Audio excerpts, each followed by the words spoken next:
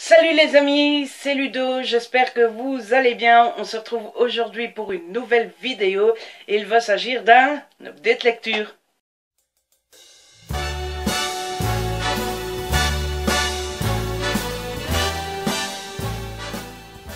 J'ai comme d'habitude 6 livres à vous présenter et autant dire que c'est vraiment mitigé puisque j'ai eu du très bon, de très bonnes surprises et j'ai eu du beaucoup moins bon puisqu'il y a de l'abandon dans l'air.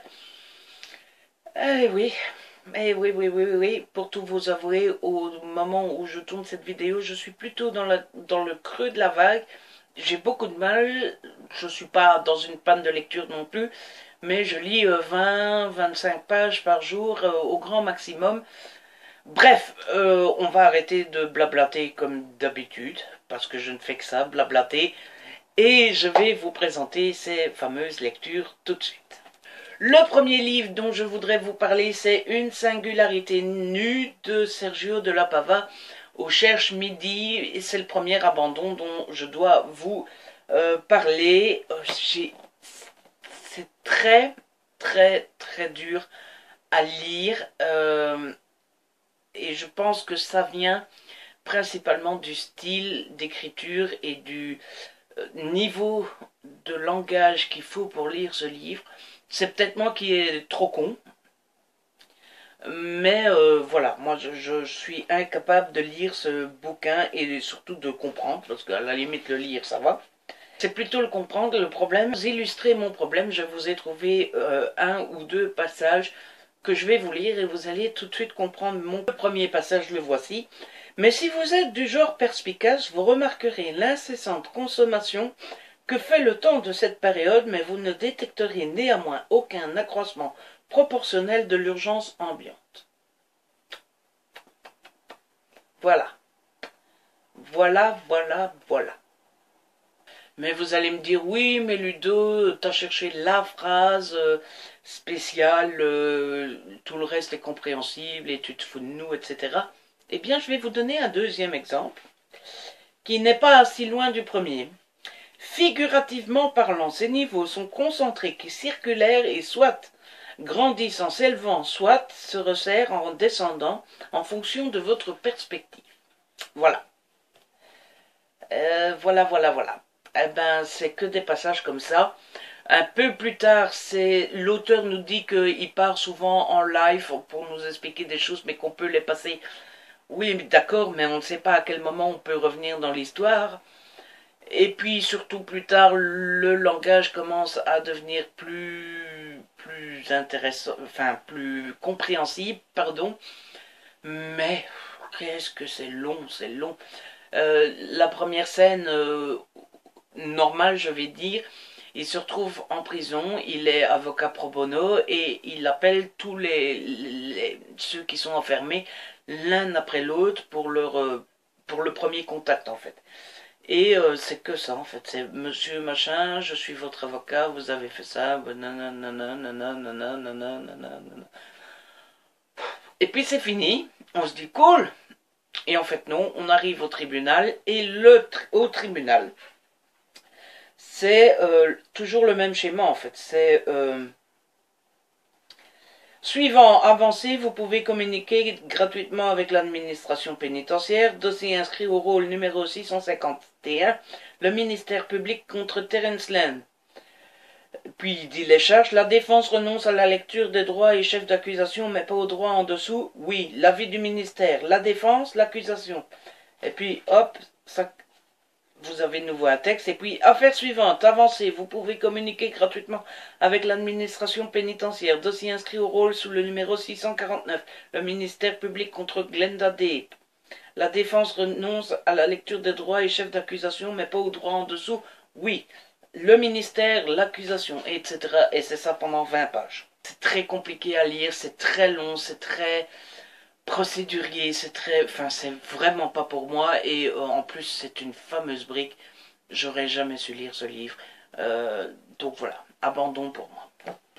Deuxième livre que je vous présente, deuxième abandon, soyons fous, c'est donc La Trêve de Seyd Pac Ravanne aux éditions Belfond. C'était une épreuve non corrigée. Le roman est sorti le 18 août. J'en attendais énormément. L'histoire me plaisait beaucoup. Pour ceux qui ne le savent pas, c'est l'histoire des États-Unis. Et tout d'un coup, un jour, il ne se passe plus rien. Plus de crimes, plus de viols, plus d'accidents, plus de meurtres, plus de morts suspectes, même plus de morts naturelles d'ailleurs. Tout va bien dans le meilleur des mondes, sauf qu'on ne sait pas pourquoi. Et quand j'avais lu cette histoire-là, je m'imaginais un personnage qui chercherait le pourquoi du comment, et je supposais que le pourquoi était un petit peu surnaturel ou un truc comme ça. Et je m'attendais presque à un livre style Stephen King, pour ceux qui ont lu Le Dôme. Vous savez, que les gens cherchent pourquoi. Et en fait, l'auteur n'est pas du tout parti dans cette direction-là. Quand je m'en suis rendu compte, je me suis dit, bah, pourquoi pas? Parce qu'en fait, il nous propose tout un échantillonnage de personnages, et on suit un personnage, puis un autre, puis un autre, puis un autre, et on se rend compte que chaque personnage a des pensées pas très gentilles, et qu'ils ont l'intention de passer à l'acte, et là, comme c'est la trêve, ben, il se passe toujours quelque chose pour que celui qui avait de mauvaises pensées ne fasse pas ce qu'il avait prévu. Euh, Au début, j'étais partant, et puis, fur et à mesure, je me suis rendu compte de qu'il y a énormément de personnages et qu'on se perd dans les personnages. Donc, à un moment, il y a un homme qui se fait braquer par un type, et puis tout se passe bien finalement. Et puis, 3-4 chapitres plus loin, on se retrouve avec l'homme qui a braqué le personnage qu'on suivait avant, en sachant que dans le premier chapitre, il nous donnait pas le nom de ce personnage-là. Donc on le retrouve 4 chapitres plus loin, et il nous faut 5 lignes pour se dire, mais ah oui, d'accord. Et puis, secondement, et puis deuxièmement, c'est long. Mec, c'est long, c'est beaucoup trop fouillé, on s'ennuie, c'est pas assez rythmé, et je me suis vraiment ennuyé. J'étais à 260 pages, un truc comme ça, 60% du livre. Et je m'ennuyais beaucoup trop pour le terminer. Donc malheureusement, je ne le conseille pas. Maintenant, comme d'habitude, ce n'est que mon avis, et je suis sûr qu'il pourrait plaire à d'autres personnes. Ensuite, j'ai lu Amstramgram de M.J. Arledge aux éditions 10-18. Et là, je peux vous dire que j'ai j'ai plus qu'aimé, j'ai adoré. J'ai fait cette lecture commune avec ma copine haute Saléandre, que j'embrasse. Si tu passes par là, je vous l'ai déjà dit, c'est une blogueuse que j'adore. Et je vous mets le lien en barre d'infos de son blog, allez y faire un petit tour, elle est très sympa. Et son blog est génial. Pour le roman, on va suivre ici l'histoire, en fait c'est l'histoire de deux personnes qu'on enlève et qu'on met ensemble dans la même pièce, avec un téléphone et un fusil. Et quand ils se réveillent dans cette pièce, le téléphone sonne, c'est un message, et ce message dit que pour survivre, il n'y a pas le choix, il faut tuer l'autre. J'ai aimé ce roman, pourquoi? Déjà à cause du style d'écriture qui est très simple, qui est très addictif, qui va droit au but, et qui est très facile à suivre, à cause des petits chapitres. Les chapitres sont très courts, ce qui fait qu'on peut les lire dès qu'on a 5 minutes de libre. Moi, c'est ce que je faisais, je sautais dessus. Du fait qu'ils sont très courts aussi, il y a beaucoup de rythme, ça va très vite et on ne s'ennuie jamais. J'ai aimé le personnage principal, Hélène Grace, qui n'est pas aussi parfait qu'elle n'en a l'air. Même si j'ai pas du tout aimé le coup qu'elle fait à ses collègues, franchement, traiter comme ça ses collègues, je l'ai trouvé un peu déloyale, je trouve. Elle les a vite accusés, mais bon, bref. Et puis putain, mais j'ai aimé l'histoire du début, quoi. Cette idée d'enfermer deux personnes et qu'il n'y en a qu'une seule qui survit, c'est très bien trouvé. Et puis surtout, je me suis questionné pendant tout le livre, qu'est-ce que je ferais à la place? parce que évidemment, on est tous très gentils, on est tous des personnes adorables, et je suppose, en tout cas, parmi nous, personne n'a envie de tuer personne. Mais si on était dans ce cas-là, est-ce qu'on se dirait, après tout, ma vie est plus importante que l'autre? Et même si on se dit non, hors de question de tuer, jusqu'à quel moment c'est notre cerveau qui pense avant notre corps? C'est-à-dire qu'à partir de combien de temps sans manger, sans boire, vous allez commencer à vous dire finalement je vais le buter. Et est-ce que la vie d'un collègue de travail est aussi importante que la vie de son père, de sa mère, ou de son mari, ou de quelqu'un de très proche?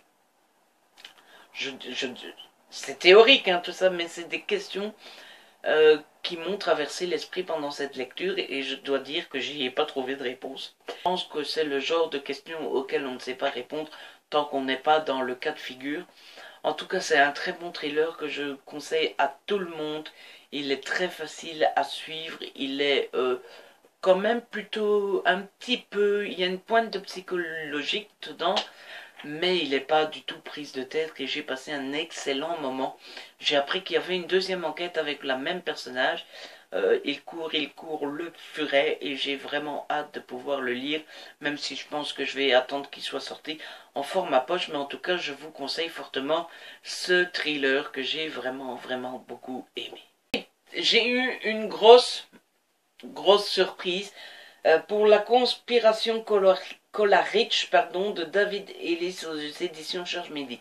Alors ça, c'est un service presse que j'ai laissé traîner beaucoup trop longtemps puisque je l'ai reçu à sa sortie au mois d'avril. Je sais, honte à Ludo. Mais c'est typiquement le genre de livre que vous voyez dans le programme, que l'histoire vous plaît, que vous recevez, et puis finalement, vous avez un doute et vous vous dites, je sais pas, j'ai peur, et vous repoussez, et finalement vous le prenez, et dans mon cas, ça a été une petite claque. C'est pas un énorme coup de cœur, mais c'est vraiment un bon livre et une bonne découverte. J'ai adoré. On va suivre ici l'histoire, en fait c'est l'histoire de qui?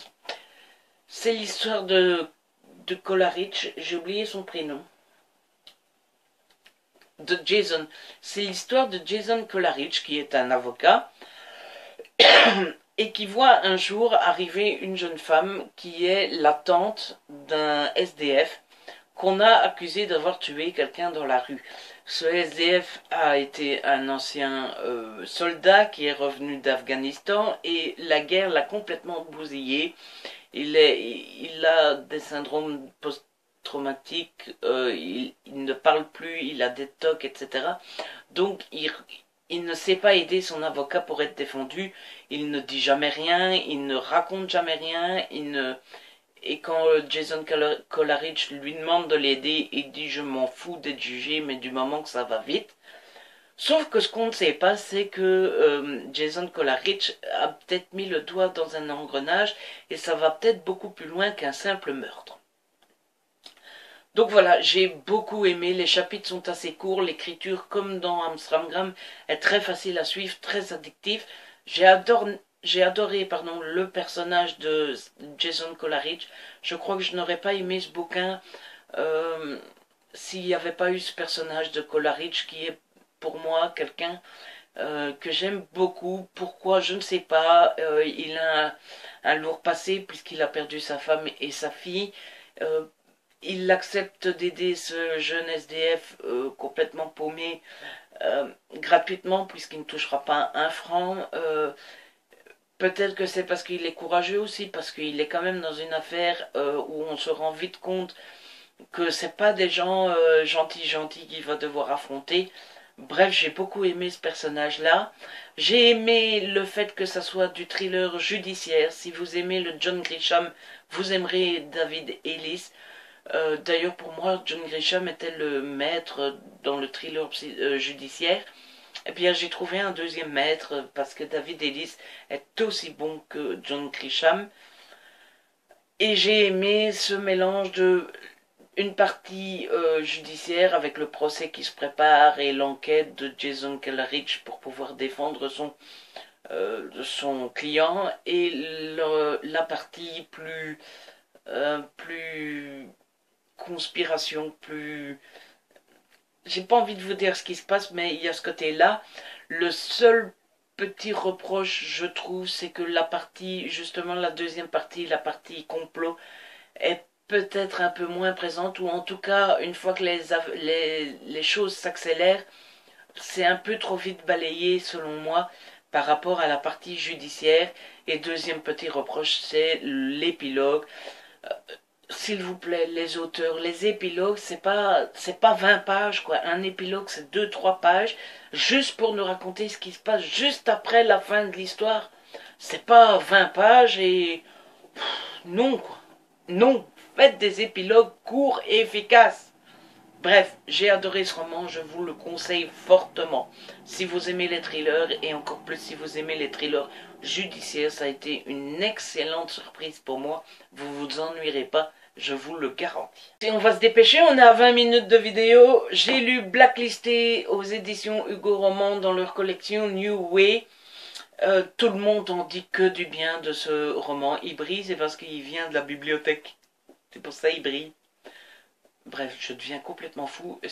Rappelez, il fait chaud. Donc j'ai lu Blacklisté, tout le monde en dit toujours que du bien, tout le monde a donné un coup de cœur à ce livre, etc. Eh bien moi, c'est pas vraiment le cas. Je peux pas dire que j'ai pas aimé.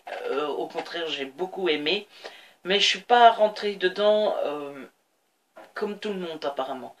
Euh, donc ici, c'est l'histoire de Regan qui a une vie plutôt bien, tout va bien.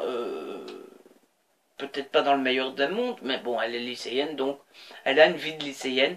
Mais sa vie bascule le jour où tous ses messages privés sont placardés dans les couloirs du lycée et où tout le monde sait ce qu'elle a dit sur chacun. Ma première réaction quand j'ai commencé ce livre-là, je me suis dit, oui, d'accord, euh, oui, elle a été méchante avec tout le monde, ça se sait, et il faut pas s'étonner d'avoir le retour de sa pièce.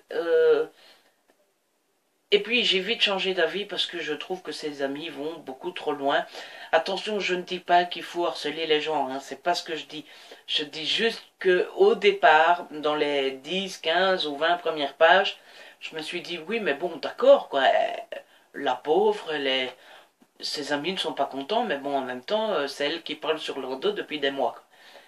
Et puis quand j'ai vu que ça se transformait en harcèlement, là je me suis dit oui d'accord, c'est vrai, ils vont beaucoup trop loin et c'est pas bien. Que dire Finalement j'ai pas grand chose à dire sur ce livre. C'est une belle, pas belle histoire, je sais pas vraiment. J'ai encore du mal à savoir quoi penser de ce livre et pourtant je l'ai fini il y a déjà 2 semaines. Je trouve que Regan a des circonstances atténuantes dans le fait que sa mère, qui est une femme politique, ne l'a pas vraiment élevée. Et c'est peut-être ça qui m'énerve le plus, parce que c'est ce qui m'énerve le plus, c'est de voir des mères qui ne s'occupent pas bien de leurs enfants, qui ne prennent pas le temps de les éduquer et qui remettent toujours la faute sur tout le monde sauf elles. Et j'ai l'impression que parfois il y a des femmes qui font des enfants et puis oh là là, c'est du boulot un enfant. Oui, ben il faut réfléchir avant de faire un gosse. Je suis désolée, mais j'ai pas d'enfant, donc je comprends peut-être pas, mais ça m'énerve de voir certaines mamans qui se comportent de cette manière-là. Et puis ce que j'ai beaucoup aimé, c'est la fin qui m'a fait peut-être pas pleurer, mais j'ai eu la larme à l'œil. L'idée de la fin est géniale et ça pourrait se faire dans plusieurs lycées. J'ai adoré le personnage de Nolan. C'est peut-être ça qui fait que j'ai pas aimé et que j'ai aimé, c'est le personnage de Nolan, pardon, dans le fait qu'il est charmant, il est beau, il aide beaucoup Regan, mais ce qu'il a fait en même temps, c'est pas bien, c'est pas... Et je trouve que on le pardonne un peu trop vite dans le roman. Donc voilà, c'est un gros coup de cœur pour tout le monde et pour moi c'est quand même mi-figue, mi-raisin, c'est quand même bof bof. J'étais peut-être pas dans le moule ou alors j'en attendais peut-être beaucoup trop vu ce qu'on en avait dit. Mais pour moi c'est un bon roman mais ça sera pas un souvenir impérissable. Enfin j'ai lu le tome 4 de Quick Girl écrit par Holly Small. Alors Quick Girl je vous en ai déjà parlé, c'est pas vraiment de mon âge puisque c'est quand même fortement jeunesse. Et pourtant, moi, ça m'éclate, ça m'amuse, c'est mon petit bonbon, mon petit amuse-bouche. Euh, je rigole toujours beaucoup avec ces romans et je m'amuse toujours beaucoup, beaucoup. C'est simple, c'est écrit très grand, hein, il n'y a pas de secret, ça se lit vite, ça se lit en une après-midi. Ce que j'aime le plus finalement dans ces romans, c'est un peu le personnage d'Harriet. euh, que j'aime retrouver. J'ai l'impression que c'est un petit peu une vieille amie que je retrouve de temps en temps, à l'occasion, avec beaucoup de plaisir. On pourrait dire qu'elle est un petit peu fofolle. La pauvre, elle est souvent toute seule. Elle prend les choses beaucoup trop à cœur. Elle ne comprend pas ce qui se passe parce qu'elle est vraiment geek. J'ai jamais su si on dit geek ou geek. Je suppose que c'est geek. Parce qu'elle est vraiment geek jusqu'au bout. Elle vit dans son monde et elle ne comprend vraiment pas les réactions des autres. Donc voilà, j'ai toujours bien aimé ce roman. Pour ce tome-ci, je l'ai trouvé légèrement plus triste, moins joyeux que les autres tomes. Euh, mais ça se termine bien, comme d'habitude, évidemment. Et puis ce que j'ai à reprocher aussi, c'est qu'on ne voit pas des personnages que j'aimais beaucoup. Donc Nick, son homme lion par exemple, ou Wilbur qui est pour moi le plus drôle des personnages, qui n'est pas là du tout du roman. Ses meilleurs amis Nat et Toby sont peu présents aussi. Donc j'ai un poil moins aimé ce tome-ci que les autres, mais c'est toujours un plaisir de lire Quick Girl et j'attends le prochain tome, le tome 5, qui sort au mois d'octobre, si je me souviens bien, octobre ou novembre, donc j'ai beaucoup hâte de la retrouver et je me fais toujours un plaisir. Ah, vous l'avez vu, 6 livres, de très bonnes surprises, des abandons, des moins bonnes surprises, mais bon, que voulez-vous, c'est la vie d'un lecteur. J'espère que cette vidéo vous a plu malgré sa petite longueur. Si c'est le cas, n'hésitez pas à la liker, à la partager, commenter, ça fait toujours plaisir de voir vos commentaires. Abonnez-vous, c'est gratuit et ça fait toujours plaisir. On se retrouve très vite pour une nouvelle vidéo. D'ici là, prenez soin de vous et de ceux que vous aimez.